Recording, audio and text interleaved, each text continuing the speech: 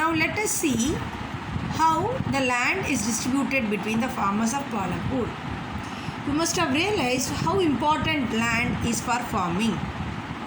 Unfortunately, not all people engaged in agriculture have sufficient land for cultivation. In Palampur, about 1/3 of 450 families are landless. That is, 150 families, most of them Dalits, have no land for cultivation. Of the remaining families who own land, that is 240 families, cultivate small plots of land less than 2 hectares in size. Cultivation of such plots does not bring adequate income to the farmer's family. In Palampur, about 60 families of medium and large farmers who cultivate more than 2 hectares of land. Only a few large farmers have land extending over 10 hectares or more. Now let us see who will provide the labor. After land, labor is the most necessary factor for production. Farming requires a great deal of hard work. Small farmers, along with their families, cultivate their own fields. So thus they provide the labor required for farming themselves.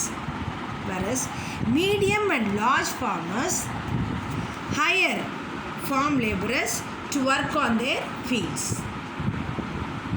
Farm laborers come either from landless families or families cultivating small plots of land. Unlike farmers, farm laborers do not have right over the land. Their duty is to work in the field, and they are paid by the farmer for whom they work. They are paid either in the cash, in the form of cash, or in the kind. In the sense, they will be given grains or in the form of money. Wages vary widely from region to region, from crop to crop, from activity to another, like sowing, harvesting, etc. Now, we are going to see the capital needed in farming.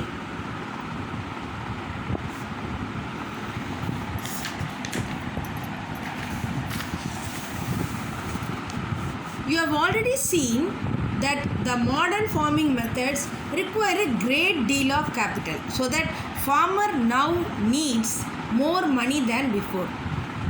Most of the small farmers have to borrow money from large farmers or the village money traders, money lenders or traders.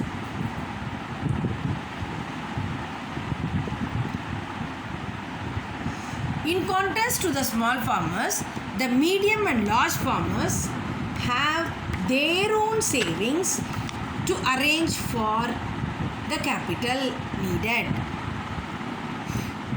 The small farmers who borrow money from the traders or the village large farmers or the village money lenders, here the rate of interest on such loans is very high.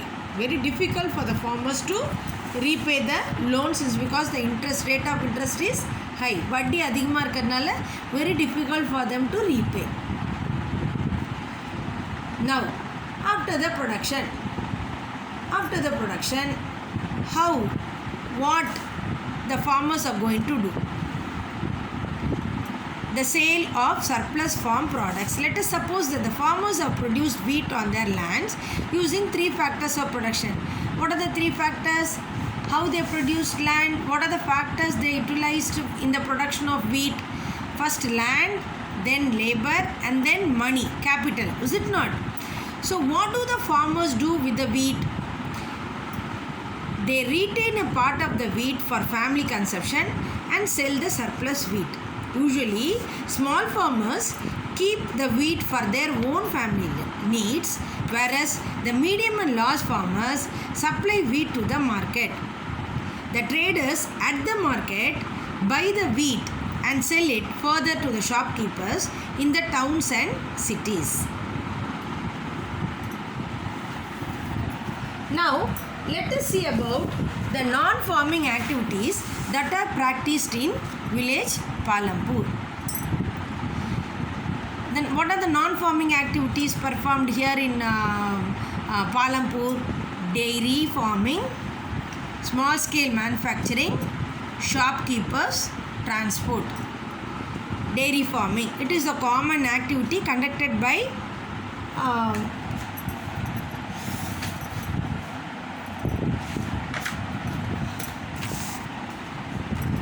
many families of Palampur, and people feed their buffaloes on various kinds of grass, jowar, bajra. They sold milk in the nearby town called Raiganj.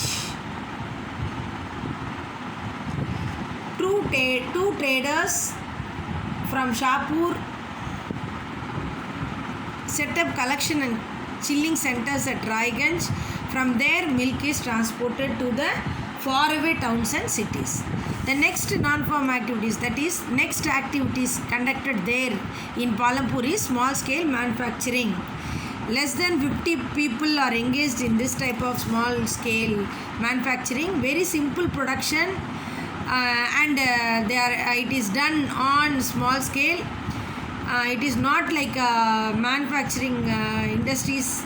It is very simple production they performed, and it is carried out mostly at home or in the fields. Example, jaggery manufacturing, vellam and vellam தயாரிக்கிற தொழிற்சாலை, jaggery manufacturing industries. And the third one is shopkeepers. See, usually the traders, they buy goods from the wholesale markets and sell in the villages. The most of the things they sell in the shops are like rice, wheat, sugar, tea, oil, biscuits, soap, toothpaste, batteries, pencils. Even some types of cloths are also being sold there in Palampur. Next, transport. We have seen variety of vehicles on the road already. Rickshawalas, tongawalas, jeep, tractors, truck drivers. They ferry people to people and goods, and in turn they get payment. So all these activities, non-farming activities also performed, and either farming activities or non-farming activities, we require some process factors in the production process, and that we have seen already. What are the main factors in production process? One is land, the other one is labor, the other one is physical capital, fourth one is human capital. Thank you, children.